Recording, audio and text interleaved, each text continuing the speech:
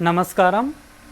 आज मैं ईसा योगा केंद्र कोयम्बटूर का जो मुझे अनुभव मिला, वहाँ जाकर जो मैंने अनुभव किया, उसको आप लोगों के साथ में शेयर करना चाहता हूँ। तो सबसे पहले तो मैं ये बताना चाहता हूँ कि मैं वहाँ जाने के लिए बहुत बेताब था, लेकिन हमारे यहाँ ग्वालियर से उसकी डिस्टेंस करीब 2800 किलोमीटर के समथिंग है। तो ट्रेन 3 दिन लेती है, तो हिम्मत नहीं होती थी कि 3 दिन ट्रेन में कैसे यात्रा करें, और मन में चलता था कि फ़्लाइट से जाना सही है, लेकिन फ़्लाइट से जाने के लिए व्यवस्था पैसों की नहीं हो पा रही थी और मुझे जाना अनिवार्य था।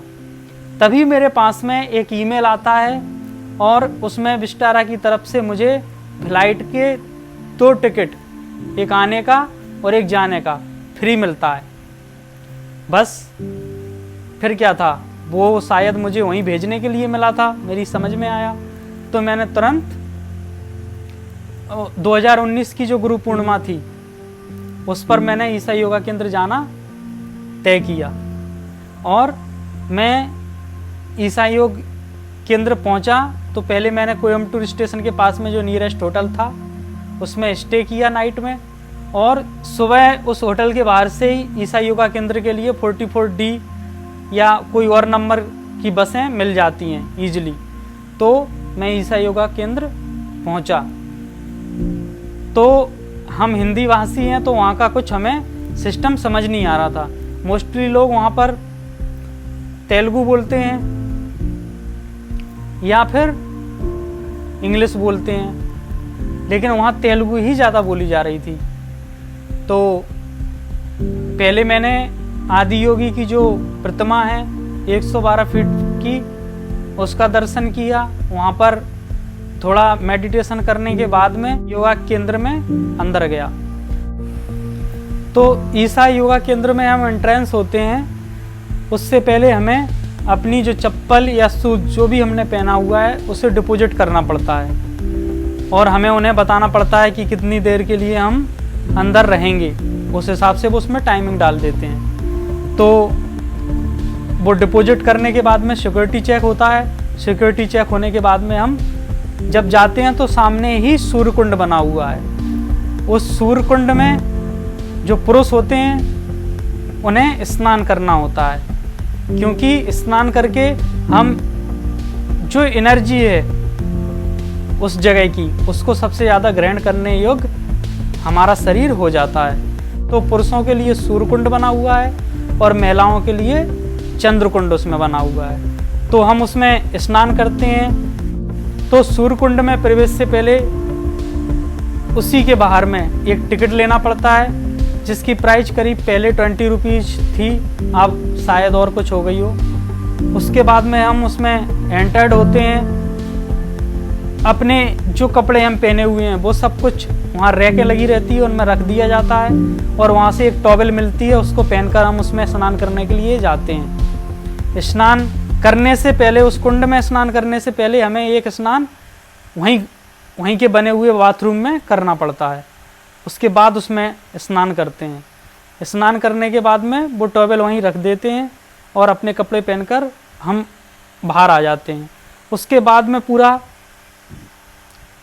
दर्शन करने के लिए लिंग भैरवी की टाइमिंग है, कितने से कितने बजे तक वो रहता है।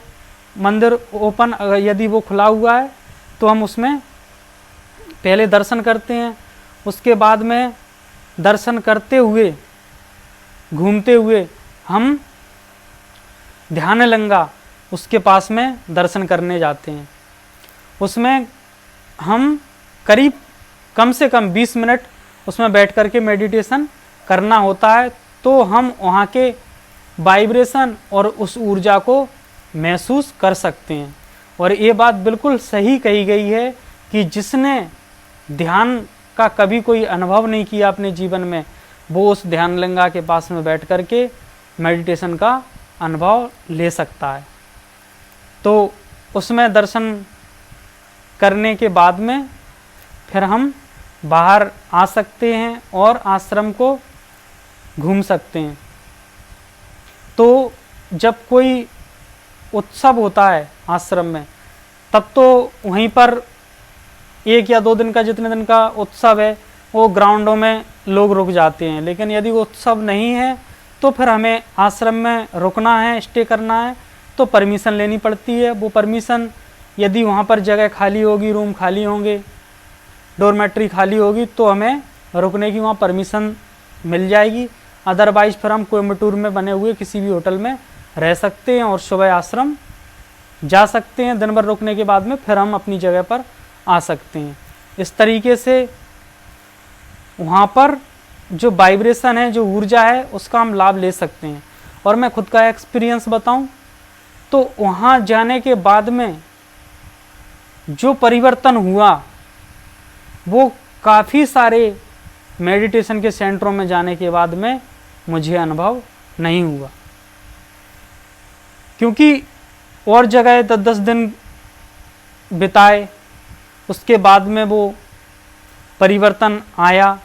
लेकिन वहाँ पर सिर्फ 1 दिन के विजिट से बहुत बड़ा परिवर्तन जीवन में आया, पूरे जीवन में बहुत बड़ा परिवर्तन आया। यानी कि यदि कोई व्यक्ति बहुत डिप्रेस्ड है, बहुत उसकी ऊर्जाएं दुखद हो गई हैं, और वो वहाँ जा कर के विजिट करता है, तो मेरा अनुभव जो है, उसकी ऊर्जाएं उसी दिन से यू टर्न ले लेती हैं। यू टर्न मतलब यू टर्न, वो तुम्हारी ओर मुड़ने लगती हैं, तुम्हारे लिए काम करने लगती हैं। तो बहुत बहुत धन्यवाद सद्गुरु का, जिन्होंने इस भारत को एक ऐसा जीता जागता ऊर्जा का क्षेत्र बना कर दिया, जिसमें जो लोग कभी ध्यान का अनुभव नहीं कर पाते थे, वो लोग ध्यान का अनुभव करके अपनी ऊर्जाओं को सुखद बना सकते हैं। धन्यवाद।